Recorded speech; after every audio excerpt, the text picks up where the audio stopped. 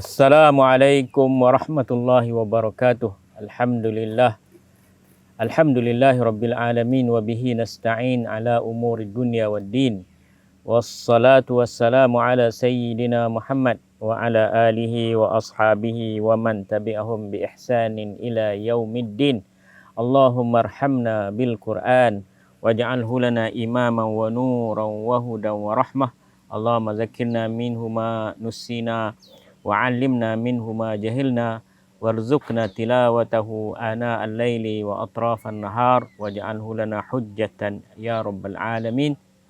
رب اشرح لي صدري ويسر لي أمري واحلل عقدة من لساني يفقه قولي ولا حول ولا قوة إلا بالله العلي العظيم. أما بعد.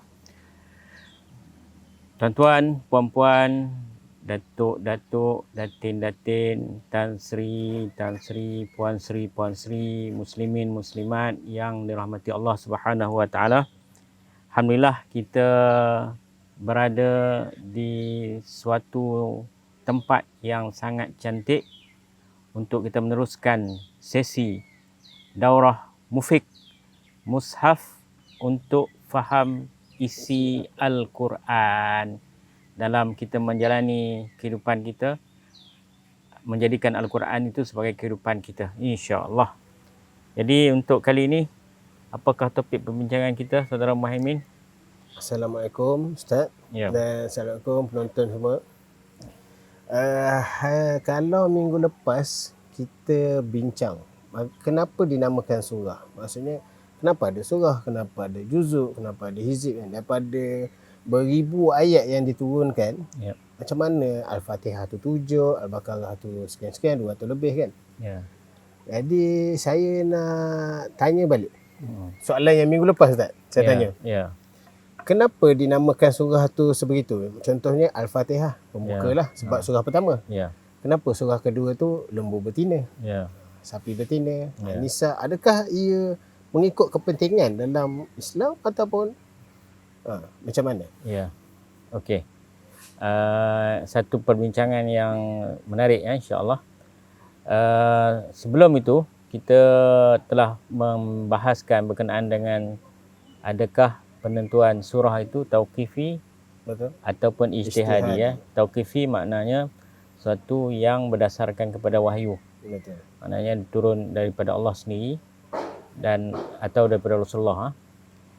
Ijtihadi maknanya perkara yang berlaku selepas itu. Contohnya para sahabat, peranan para sahabat yang menentukan ayat itu dalam surah ini dan sebagainya.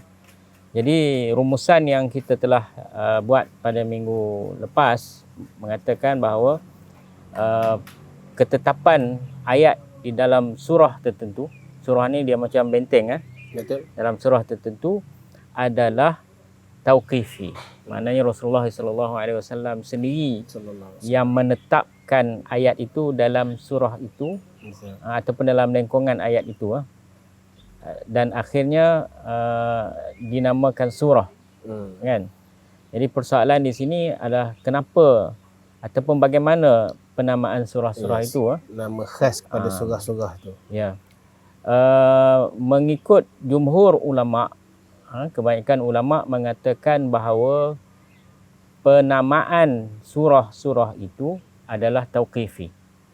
Antaranya Al-Imam As-Suyuti di dalam kitabnya Al-Itqan fi Ulumil Quran, dia mengatakan bahawa penentuan surah-surah itu adalah ditetapkan ataupun berasal daripada Nabi sendiri. Maknanya Nabi sendiri yang tetap ini surah Al-Fatihah, sini surah Al-Baqarah, sini apa dan sebagainya. So, selain daripada jumlah ayat Al-Fatihah 7, disebutkan juga ini surahnya Al-Fatihah. Ya, surah Al-Fatihah. Bila kita lihat kepada hadis, contohnya katakan surah Al-Baqarah. Betul. Surah Al-Baqarah ada satu hadis Nabi SAW atau kama qala la taj'alu buyutakum maqabir inna syaitana yanfuru minal baiti alladhi tuqra'u fihi suratul Baqarah. Jangan kamu jadikan rumah kamu seperti kubur. kubur orang yang mati maksudnya sunyi sepi Sunyi sepi. Bila malam kan kita di Malaysia ni kubur kita takut Betul. Ya, kita bila lalu kubur tu dah beremang bulu rumah kita kan, takut kan. Tapi negara-negara Arab biasalah dia orang buat rumah atas kubur je. Kan? Betul. Kalau kita pergi Mesir kan, rumah atas kubur biasa. Jadi Rasulullah kata, janganlah kamu jadikan rumah kamu seperti kubur. Maksudnya sunyi sepi, tak adalah pengisian ataupun suatu yang ditakuti lah, digeruni ataupun orang tak suka pergi kubur ni orang tak suka pergi. Bandingkan dengan supermarket. Inna syaitan, sesungguhnya syaitan yang furu minal bait, dia melarikan diri daripada rumah allazi tuqra fihi suratul baqarah, yang dibacakan di dalam rumah itu suratul baqarah. Rasulullah sebut suratul baqarah. Maknanya penentuan suratul baqarah itu, surah baqarah itu adalah daripada Nabi sallallahu alaihi wasallam sendiri. Al-Fatihah, Ummul Kitab sebagainya, surah Ali Imran, surah An-Nisa, apa semua itu mengikut pandangan Al-Imam As-Suyuti Maknanya mereka mengatakan bahawa penamaan surah-surah itu adalah tauqifi. Baik. Dari mana surah itu dinamakan ataupun sebab apa sesuatu surah itu dinamakan dengan nama tertentu? Kita ambil contoh. Katakan surah Al-Fatihah dinamakan surah Fatihah kerana dia dibaca pada permulaan surah, pada permulaan mushaf. Pembuka kan. Sebab tu dia sebut Fatih, maknanya pembuka. Surah Fatihah maknanya surah yang membuka. Betul. Kemudian dia juga dibaca dalam solat. Sebab tu dia dikenali juga dengan nama As-Sab'ul Mathani. Kemudian surah Al-Baqarah. Surah Al-Baqarah ni panjang 283 ayat. Kalau kita tengok dalam Quran tu dia merangkumi 3 juzuk. Betul. Kan? Dalam surah itu ada satu cerita berkenaan dengan lembu betina ataupun Al-Baqarah. Kisah yang berlaku di kalangan Bani Israel, orang ada konflik, ada satu kisah ataupun ada satu kes pembunuhan. Lembu. Pembunuhan, akhirnya Allah Subhanahu Wa Taala memerintahkan supaya dicarikan seekor lembu betina. Lembu betina tu lembu yang cantik lah. Lembu yang taklah tua sangat, taklah muda sangat. Warna dia pun keperang-perangan. Jadi akhirnya panjang kisahnya tu, akhirnya mereka dapat menemui lembu itu, akhirnya disembelih dan ekor lembu itu diambil dan dipukul ke atas mayat yang mati. Akhirnya mayat itu hidup dan menceritakan siapa yang membunuh dia. Itu kisah dalam surah Baqarah. Sebab itu surah itu dinamakan sempena lembu. Sempena lembu betina Al-Baqarah tu. Atas kisah itulah. Maknanya kisah itu di antara kisah yang ajaib yang berlaku. Jadi dinamakan surah. Begitu juga surah Ali Imran, kerana dalam surah itu menceritakan tentang keluarga Imran, cerita Maryam, cerita bapa Maryam, ibu Maryam yang pernah menazar. Sebab tu dinamakan Al maksudnya keluarga. Imran itulah Imran bapa pada Maryam. Surah An-Nisa sebab menceritakan tentang hukum hakam berkaitan dengan perempuan. Surah Al-Anfal kerana di dalam surah itu menceritakan tentang hukum hakam peperangan, termasuk harta rampasan perang. Macam mana harta rampasan perang itu perlu diagihkan.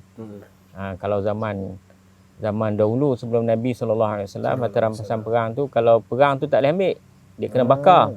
Tapi pada zaman Rasulullah, dia boleh dimanfaatkan oleh tentera Muslim. Dan macam mana pembahagiannya, maka dalam Allah Ta'ala menurunkan surah Al-Anfal.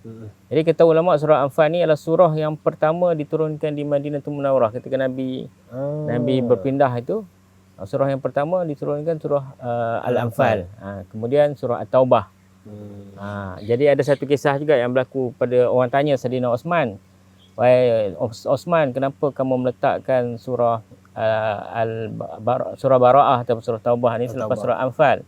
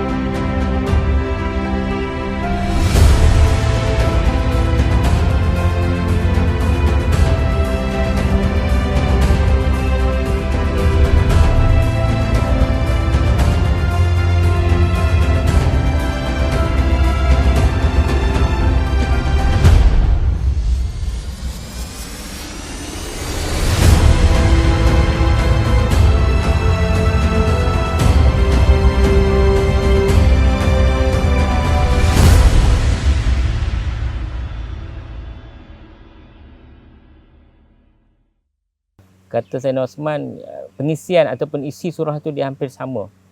Seakan-akan dia satu surah. Oh. Sebab itu bila permulaan surah Bara'ah atau surah Taubah tu dia tak letakkan basmalah. Macam kita cerita yang minggu lepas berkenaan dengan basmalah tu. Jadi tu antara satu sebab juga kenapa Sayyidina Osman tidak menulis basmalah di dalam mushaf Osmani ataupun mushaf Rasam Osmani tu. Rasam Osmani dulu. Kemudian surah-surah yang lain, surah ada yang menceritakan tentang para nabi ya. Surah Hud, surah Yusuf, surah Muhammad, ada surah Al-Anbiya kan. Kemudian ada cerita tentang binatang pun ada. Surah Al-Ankabut, surah An-Nahl, surah Lebah. Jadi penamaan surah-surah itu dia ada perkara yang berkait dengan surah itu.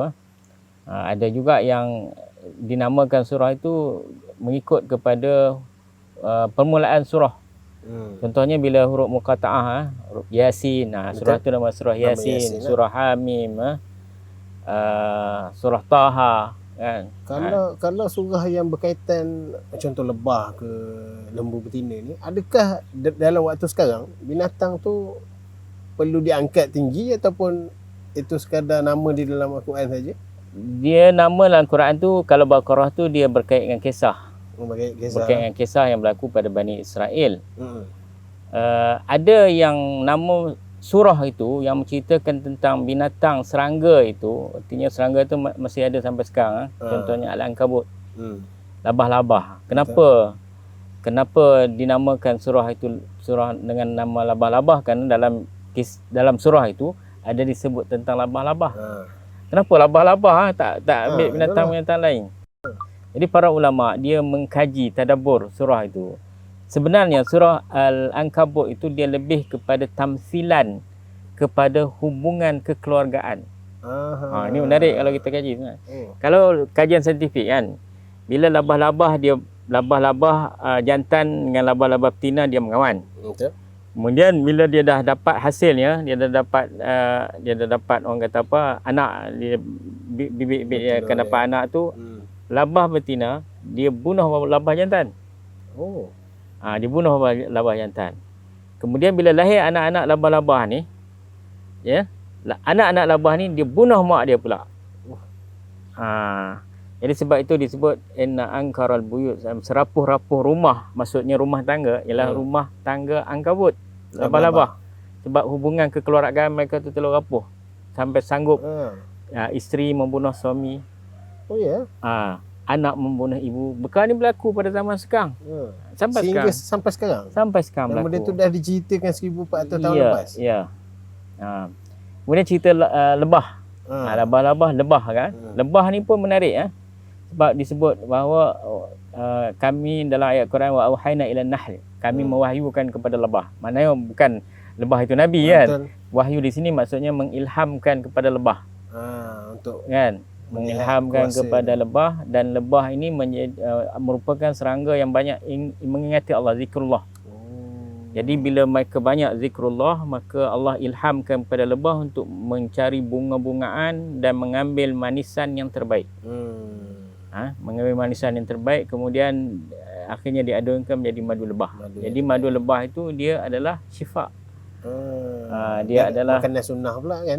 Dia makanan yang sangat-sangat dari segi perubatan pun memang diperakui. Daripada zaman dulu sampai sekarang, madu lebah adalah merupakan penawar yang terbaik pada kebaikan penyakit. Daripada madu. Jadi kesimpulannya ialah kalau seseorang itu orang yang hampir dengan Allah, orang yang banyak mengingati Allah, orang yang lebih orang yang banyak baca Quran, Allah beri dia ilham. Dan mereka boleh menghasilkan produk-produk yang terbaik. Banyak contoh, kita tengok contoh ulama-ulama dulu pun mereka ni orang soleh. Kan Ibn Sina orang soleh, dia jadi pakar perubatan kan.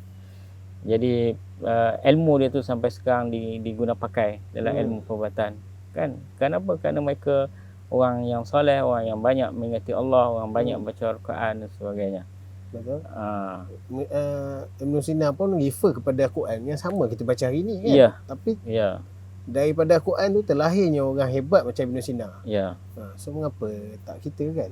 Maknanya kalau kita kembali kepada Quran, kita sama-sama memahami Quran, baca Quran, memahami Quran, kita tadabbur Al-Quran, insya-Allah ilmu kita akan dapat sesuatu yang sangat-sangat berbeza dengan umat yang lain ataupun masyarakat yang lain. Sebab kita tengok zaman bila umat Islam berpegang pada Al-Quran, kita tengok kehebatan tamadun. Mereka menghasilkan tamadun yang sangat-sangat sampai sekarang ni pun dikagumi. Orang tengok Masya Allah cantiknya kan. Contoh kita pergi Al-Hamra, dah pergi Hamra di Spain. Saya sudah alhamdulillah. Tengok bagaimana seni bina Hamra kan. Masya Allah cantik sangat. Terbang dia tu. Taj Mahal, tengok Taj Mahal pun Masya Allah. Jadi itu penamaan surah. Dan penamaan surah itu dia ada berkait dengan ayat-ayat yang terkandung dalam surah itu. Dan siapa yang menamakannya ialah Rasulullah SAW. Maka kita kata penamaan surah itu juga adalah tauqifi.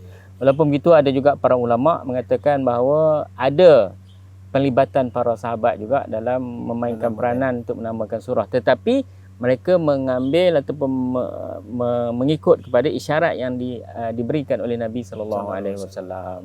Jadi itu berkenaan dengan nama surah. Okay. Jadi untuk kali ini itulah dulu kita perbincangan. Jadi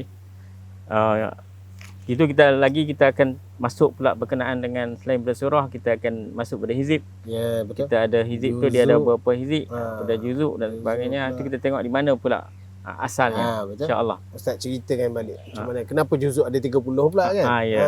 Okey. Surah ada 114, juzuk ada ni, hizib pula ada berapa pula kan? Ya. Itu kita kena tunggu minggu depan. Okey. Insya-Allah. Okey, Mumin. Okey, sebelum tu saya nak promote sikit. Kita promote tempat ni lah. Ini nama kita sekarang berada di chapter 4. Chapter 4 by the Sum. Chapter 4 daripada surah yang keempat, yang surah Al-Maidah. Al-Maidah. Al-Maidah maknanya hidangan lah. Jadi sebab tempat ni kita ada restoran. Betul. Dia menghidangkan makanan-makanan yang sangat sedap insya-Allah. Jadi boleh datang. Di Riyadh Restu Kuang saja. Boleh kita access IG dia orang, Facebook dia orang boleh. Yang sekarang kita tengah buat rakaman di dalam air, Ustaz. Ya.